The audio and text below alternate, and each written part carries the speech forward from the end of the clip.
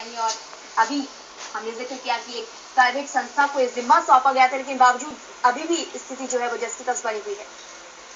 जी अंजलि, मैं बताना चाहूँगा कि पटियाला में ये 3-4 दिन पहले का मामला है और लगातार 3 दिन हो चुके हैं।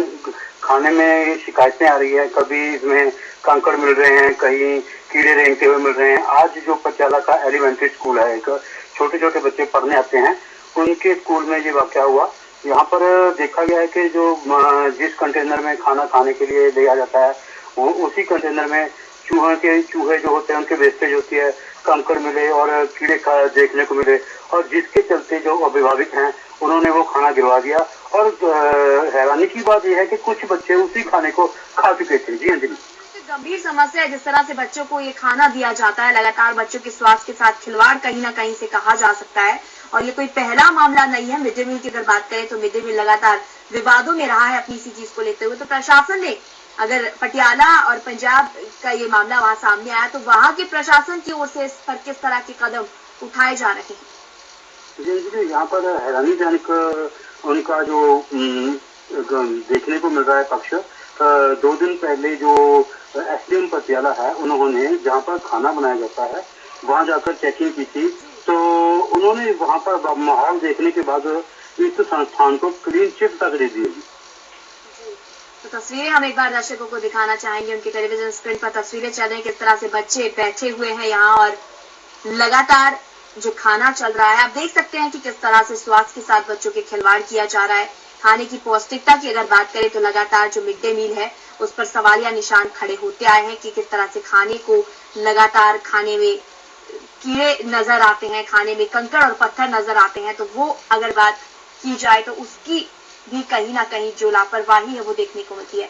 तो कुल मिलाकर कहा जा सकता है कि जो मिड डे मील एक अच्छी योजना बच्चों के लिए चलाई गई थी ताकि बच्चों को खाना मिल सके, एक पौष्टिक खाना बच्चों को स्कूल के अंदर मिल सके, उसके साथ कहीं ना कहीं खिलवाड़ होता नजर आ रहा है। और ये कहानी किसी एक हिस्से की नहीं है, बल्कि पूरे देश के अलग अलग हिस्से जहां जहां ये योजना लागू की गई है, लगातार इस तरह की जो घटनाएं वो देखने को मिल रही है।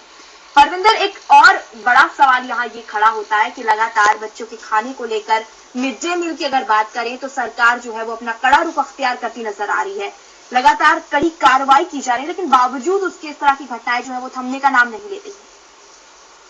जी अंजलि, यहाँ पर इस बात से इनकार नहीं किया जा सकता कि जो खाना बनाने वाले ठेकेदार हैं, उनका कहीं ना कहीं राजनीतिक जो लोग हैं उनके साथ जुड़े होना ये कारण माना जाता था, क्योंकि इसके उनके खिलाफ कोई खास ठोस कार्रवाई नहीं हो पाती और इसी के चलते वो अपनी मनमानी करते हैं।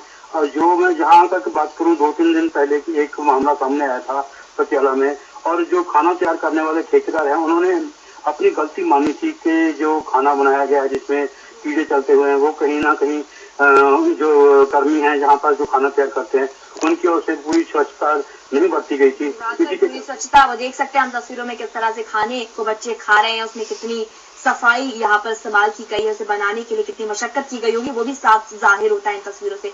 चलिए परविंदर, ये तमाम जानकारी देने के लिए आपको बहुत बहुत शुक्रिया। कुल मिलाकर कहा जा सकता है कि जो योजना लोगों के लाभ के लिए चलाई जाती है उसका हाल बद से बदतर होने में कुछ ही समय लगता है। चलिए बात करते हैं राजस्थान की। राजस्थान के रावला में प्राथमिक चिकित्सा केंद्र पर डॉक्टरों की गैर हाजिरी और व्यवस्थाओं को लेकर स्थानीय नागरिकों ने वहां हंगामा किया है।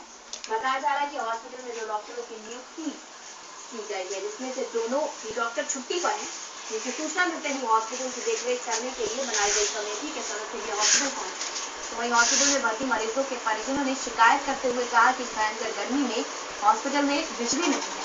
कई बार हॉस्पिटल कर्मियों को सूचना देने के बावजूद लाइट ठीक नहीं करवाई गई। इतना ही नहीं, महिलाओं का प्रसव मोबाइल की रोशनी से करवाया गया। तो इस मामले को लेकर लोगों में गंभीर विरोध देखने को मिला।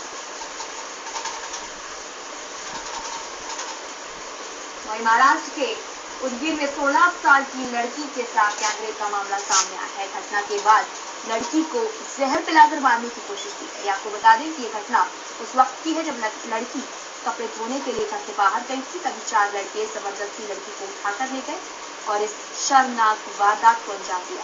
तो गांव के 4 लड़कों का मामला है ये और उन पर केस दर्ज कर लिया गया है। वहीं पीड़िता को उदगीर के अस्पताल में भर्ती कराया गया है और पुलिस मामला दर्ज कर आरोपियों को ढूंढ रही है।